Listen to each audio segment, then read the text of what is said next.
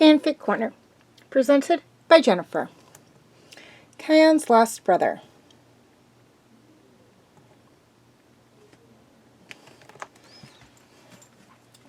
Kion shook his young mane and let the gentle wind blow through it. He was on a quick patrol around the western border, the one bordering the jungle. He made a swift round and was beginning to head back to Pride Rock when he heard something. "Kion!" a voice called out.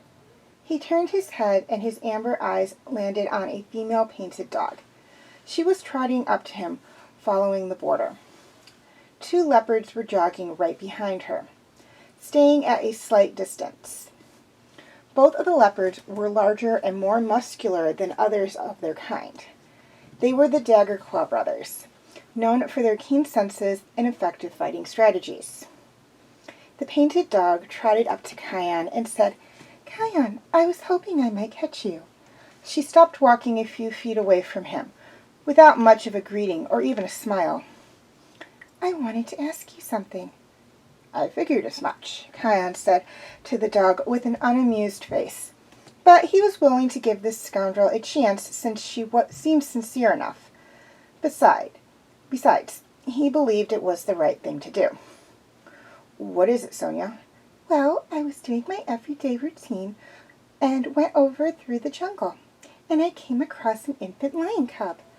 I thought you, being the prince of the land, might know something about it. The baby looks like what Simba would have when he was a cub, but it has a brown tail tuft," Sonia said, her eyes twinkling with a hint of mischief. But Kion didn't notice the glimmer in her eye, for he was worried about the cub. "Was it alone?" he asked quickly. "I don't know. I was there briefly," she replied, "but I wanted to ask you if it might be your brother's cub. He looked a lot like him." Kion sighed. He should have known this bounty hunter wasn't in the least concerned about the cub's safety. She was always in it just for the reward or to cause mischief around the land. "No." Kion started, rolling his eyes. "Kovu and Kiara don't have a cub." "No, not your brother-in-law, Kovu.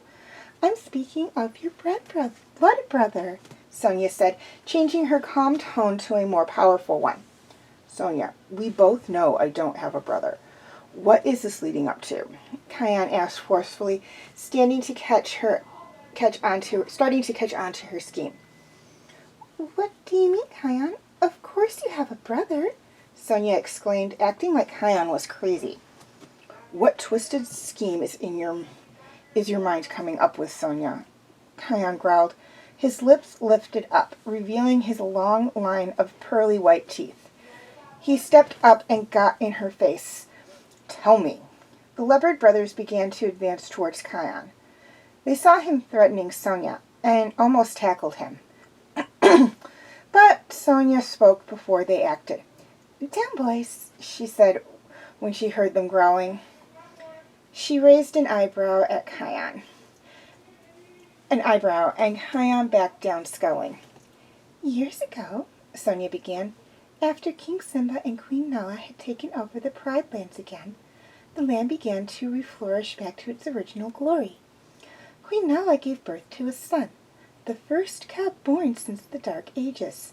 His name was Kopa. Heart, Kion mumbled.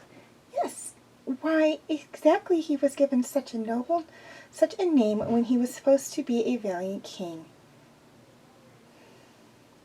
I don't know, Sonia said, revealing her true personality and displeased with the king. But let Simba do what he wants. He is the king after all. Anyways, young Kopa grew from infanthood to cubhood with no problems. Nala was worried about the outsiders, but kept her worries to herself, as they were not popular opinion among the other Pridelanders. Well, one day Kopa went off to play in the Umbin fields. Nala gave him a stern warning to watch for outsiders and to be home before dark.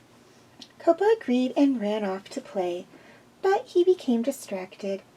He lost track of time, the sun sank, and the stars appeared, and Kopa had a ball playing with the fireflies. Only when he heard a rustle in the grass did he remember his mother's warning. But by then it was too late. Zira came and attacked him and left him for dead. Word got back to the king and queen, but when they reached the place of the attack, the body was gone.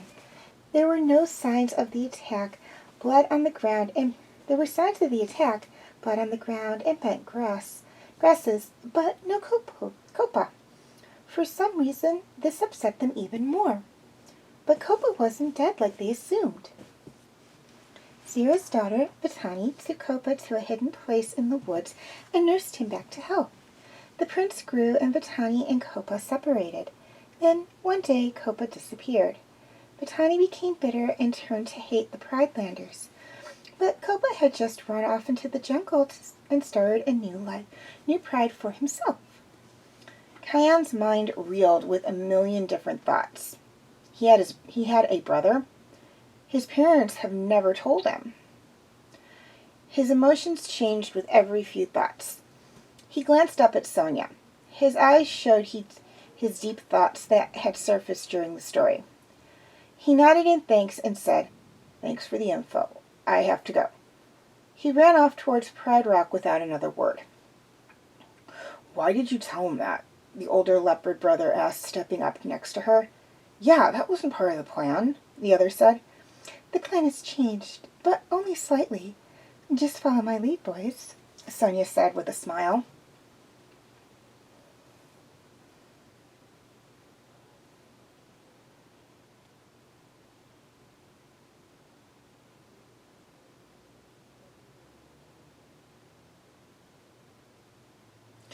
"Mom, Dad!" Kion called as he trotted around Pride Rock searching for his parents. He galloped past the den. "Kion?" Kion backed up and looked into the den. He saw Vitani and a few other lions resting inside. Vitani was walking towards him, her face showing her interest. "Hey, Kion," she said, sauntering up to him. She saw his face. "Whoa, you look like you've just seen a ghost. What's wrong?" Well, his voice trailed off. He wasn't sure he wanted to tell her, as he was afraid to upset her. "There you are, Kion." Fuli trotted up to him, a scowl on her face. "We've been looking everywhere for you. Why didn't you come back to the lair?" I got distracted," he replied. "Just tell everyone I'm busy. I'll be there in a little while." Fuli lowered her ears. She frowned in a disappointed way. "But Kion, today's game night. Kiara, Ona, Beshti, Bunga, Tifu, and Zuri are all at the lair waiting for us," Fuli said. "Oh, and I have to pick up Jasiri," Kion said. "I forgot." "Might want to get to it," Fuli said. Kion frowned and lowered his ears. "Wait, hold on a second. Wait, hold on a second. Vitani stepped forward. What happened before? Why were you calling for your parents so frantically? Oh, I just wanted to talk to my father. Yes, my father, Kion said. About? Vitani encouraged. I saw Sonia today and wanted to ask my dad about something she said. You know, another one of her shenanigans. He sputtered. He glanced towards the outlands. I really have to get you Siri. Well, then go, Foley exclaimed. I'll tell everyone you're coming. Yeah, okay, Kion said. He leapt off the rock and ran towards the outland, fully following his example, and sped back to the lair. Vitani shook her head. Teens,